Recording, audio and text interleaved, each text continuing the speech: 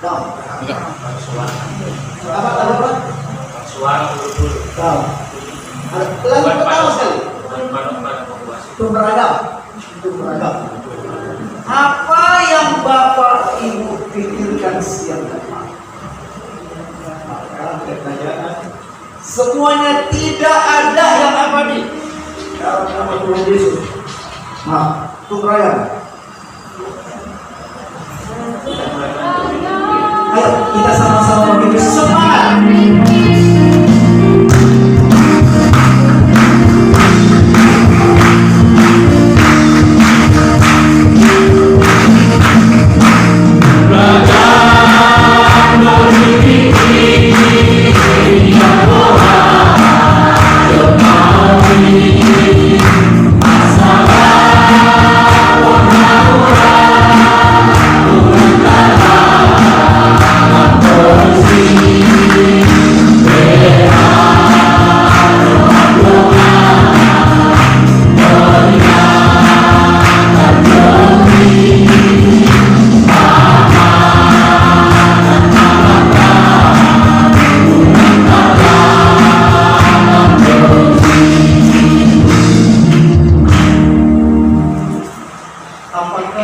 Bapak Ibu masih ingat nama saya? Paulus Maripa. Asal dari India. Ya, India Tamil. Jadi kalau Bapak Ibu ketemu dengan suku saya, jangan bilang boleh. Nanti buruk ya. Ya, India Tamil. Tempat Pak Ketua kita mengambil dokternya di India. Ya, di India lah salah satu murid Tuhan Yesus itu dibunuh. Siapa namanya? Thomas. Jadi kalau Bapak Ibu jalan-jalan ke India masih bisa melihat tulang belulangnya Thomas disimpan dalam satu peti kaca di Chennai, di negeri saya. Saya pergi ke sana, saya tidak terpesona dengan India. Tapi ketika saya sampai melihat, saya tidak bisa berdua air mata saya. Hanya karena untuk memberitakan Injil, dia harus mati. Tetapi hari-hari ini lawatan Tuhan luar biasa pertobatan di India. Ya? Jadi Bapak Ibu untuk memenuhi persyaratan, saya datang dari Jakarta itu segala kebutuhan saya dilengkapi oleh Bapak Adi, Kolonel Angkatan Darat, Kepala Rumah Sakit Makassar.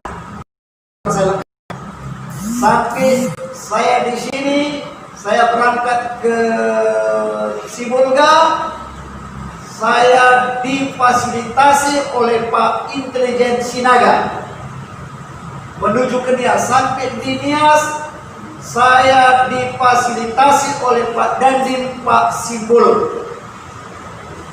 Jadi Bapak Ibu, saya mau kasih tahu awal mulanya. Saya mendapatkan satu mimpi. Saya berjalan di satu jalan dan di situ ada 3 kuburan, 2 sudah terisi, 1 kosong. Itulah untukmu, kata itu saya. Entah bagaimana saya berdoa dalam nama Tuhan Yesus, saya tangking kau roh maut, saya katakan terbang saya. 1 minggu lagi saya dibawa ke satu lembah, di situ ada lubang, itu untukmu katanya. Tetap saya tangking dalam nama Tuhan Yesus.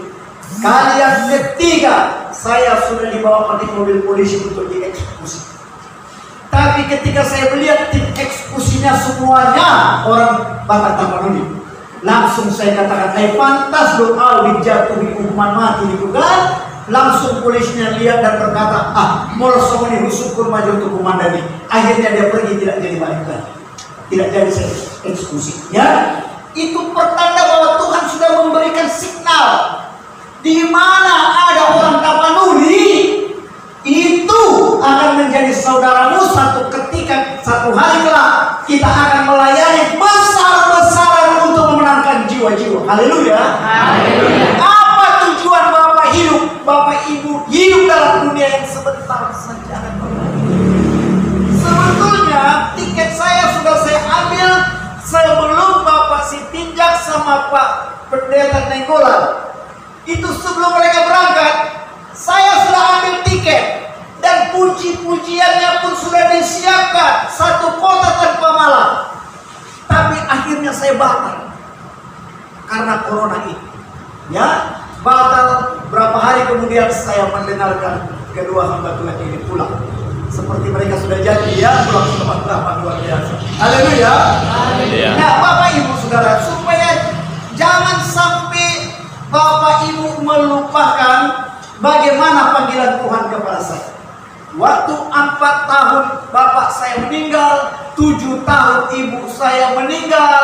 Habis itu penderitaan kami bukan orang Kristen, kami Hindu. Tetapi Bapak Ibu bisa melihat di sini semua pelayanan saya, mulai dari DPR, MPR, Postrat, Markas Besar ABRI, Kehakiman Imigrasi dan HAM, Koran Medan, Jakarta, Kalimantan, Papua, hampir banyak, dan paling banyak saya melayani di GPI. Ya, saya paling banyak pelayanan di Papua, dan kami pernah bersama karena dari satu tempat ke tempat yang lain, dan 11 negara saya sudah kunjungi.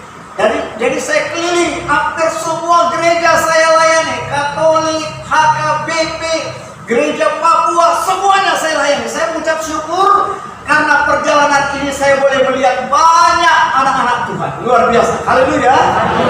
Nah, karena itu Bapak Ibu, tujuan hidup saya waktu saya masih remaja tidak ada lain karena banyak orang yang siksa kami. Akhirnya 17 tahun tidak ada manusia yang kutakutin. Itulah peristiwa Sungai Ular, itu salah satu kepala preman yang saya potong. Akhirnya saya masuk penjara dengan hukuman mati. Dan satu penyakit yang tidak dapat disembuhkan oleh dokter. Disitulah Tuhan jamah saya. Penyakit saya sembuh, hukuman saya berubah. Jadi kalau Bapak Ibu pernah dengar tentang nama Japikir Sinaga, itu mungkin Bapak Ibu hanya dengar, tapi dia adalah Dongan Sabu. Dan di sini saya bawa juga surat rabit saya, jangan buat. Ya. Jadi Tuhan mengenal siapa kepunyaan Tuhan di sini. Jaga hati kita baik-baik. Karena dari situ terpancar kehidupan. Jangan kalau datang kepada Tuhan itu jangan ada undang-undang yang lain-lain, bersihkan. Supaya ibadah kita itu berkenan di hadapan Tuhan. Saya berkata ketika Tuhan jamah saya di penjara. Bapak Ibu perhatikan baik-baik. Bapak Ibu perhatikan baik-baik. Karena kumraga belum dipikiri. Anggur Jono tidak ada waktunya untuk mendengar, membaca dan menyimpan firman Tuhan. Saya mau kasih tahu, ini langit dan bumi akan lenyap, tapi perkataanku firman Tuhan itu tidak akan lenyap. Sudah, saya yang baca, Bapak Ibu yang perhatikan. Mazmur 139 1-16.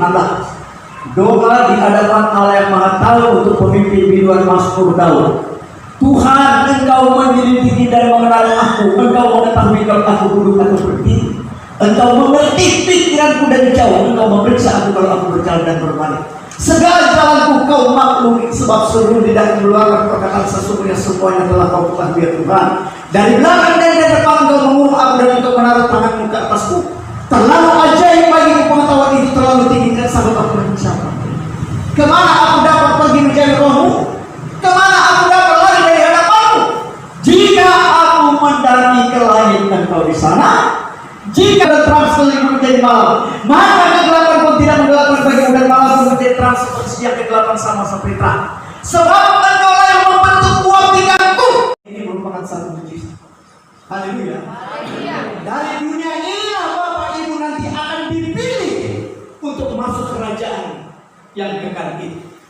Karena itu firman Tuhan berkata, jagalah hatimu dengan segala kewaspadaan, karena dari situlah terpancar kehidupan hati. Kalau kita pergi ke mall-mall, di sana ada dipasang CCTV untuk memantau orang-orang yang masuk lalu-lalu. Jauh sebelum itu, surga sudah CCTV untuk memantau gerak-gerik. Bahkan CCTV surga itu bisa membaca pikiran kita. Masih muncul hajat sudah tertangkap di kamera surga. Karena itu Bapak Ibu takutlah. Kalau Bapak Ibu mempunyai modal takut kepada Tuhan, maka Tuhan juga akan menepati semua janji-janji. Haleluya. Belakangan ini kita semua manusia ketakutan. Dunia dilanda rasa ketakutan. Bahkan SMS, WA memperingatkan saya, Pak, begini sekarang corona itu bukan lagi gajah-gajah, tapi sudah ada di udara, Pak. Tiba-tiba bisa manusia, saya SMS balik, bertobat kau saya. Ini kau menyebarkan iblislah yang selalu menakut, itu produknya iblis yang menakut-nakutin orang. Tapi kita perlu jaga-jaga juga, waspada kita kan. Tapi jangan sampai sekarang ini banyak orang bukan mati sakit, mati tua, tapi mati bertobat. Jadi kalau ada rasa takut itu datang kepada Bapak Ibu. Periksa hati kita sejauh mana mengenal kita kepada Tuhan. Kalau ada mempelai Tuhan atas kita, Yesus katakan janganlah. Karena itu doanya Amang Sintuat tadi. Begitulah hendaknya Bapak Ibu ketika berhadapan dengan Tuhan berlutut, hati kita terbakar dan menyala. Ketika kita masuk dalam doa penyembahan itu, hati kita makin disucikan, makin dekat kita kepada Tuhan. Apa masalah pergumulan Bapak Ibu? Serahkan kepada Tuhan. Tuhan janji Dia akan bertindak. Dia akan memunculkan kebenaran kita seperti terang dan hati kita seperti siang. Kalau kita sudah menjadi orang yang benar di mata Tuhan, tidak usah dilihat manusia. Satu hari kelak kebenaran itu pasti akan muncul di tempat terang, sama seperti Yusuf. Waktu kecil dia mimpi, akhirnya satu ketika dia menjadi raja luar biasa. Dan mata Tuhan ada di segala tempat. Bukankah jauh sebelum corona ini datang, Mazmur 91 1 sampai 16 sudah memberitahukan kepada kita. Sudah tahu atau belum? Baca Mazmur 91 1 sampai 16. Supaya jangan terlalu banyak ya, sedikit aja ya, sudah cukup dengan terakhir ayat ini. Saya baca Mazmur 91 1 sampai 16. Saya baca. Enggak usah saya baca lima saya. Hubungan saya terus makin hari makin saya mendekatkan diri kepada Tuhan. Jadi semakin banyak firman Tuhan yang tinggal dalam kita, Bapak Ibu akan dituntut oleh terang itu. Haleluya. Sebelum kita baca, saudara, ada satu kesaksian. Seorang bapak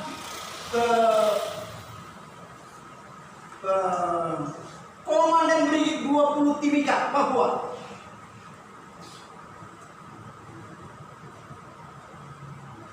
Dari Timika beliau jadi astintel di Jayapura. Dari Jayapura dia mendapat tugas di BIN. Dari BIN dia dikirim ke Kendari untuk menjadi dampek. Itu bermula ketika sama-sama kami menginjakkan kaki di Yerusalem. Saya tanya, kalau Bapak nanti jadi panglima, apa yang Bapak kerjakan? Dia katakan, semuanya saya kerjakan. Berarti yang baik sama yang jahat Bapak kerjakan dua-dua. Memang sepak terjang dia punya kerja. Kadang-kadang dia pergi pelayanan, kadang-kadang dia juga wah luar biasa. Akhirnya di Kendari dihantam orang dengan guna-guna tembus, dan akhirnya perutnya membesar 3 tahun. Akhirnya asapnya bintangnya turun, tidak jadi turun dan dia meninggal. Sampai akhirnya saya pergi untuk melihat. Ya, jadi karena itu Bapak Ibu jangan salah pilih. Karena dalam dunia ini ada begitu banyak godaan-godaan yang bisa menarik kita jauh dari Tuhan. Karena itu Bapak Ibu pegang kuat-kuat. Aku tak dapat jalan sendiri tanpa Yesus, seperti murid-murid Yesus. Mazmur 91 sampai 16. Dalam lindungan Allah, orang yang duduk dalam lindungan yang maha tinggi dan bermalam dalam naungan yang maha kuasa akan berkata kepada Tuhan, tempat perlindunganmu dan kubu pertahananmu, Allah yang dipercayai. Sungguh Dia akan melepaskan kau dari belakangmu dan penyakit sampah yang busuk. Dengan tempat Dia akan menduduki kau di bawah sayapnya, kau berdiri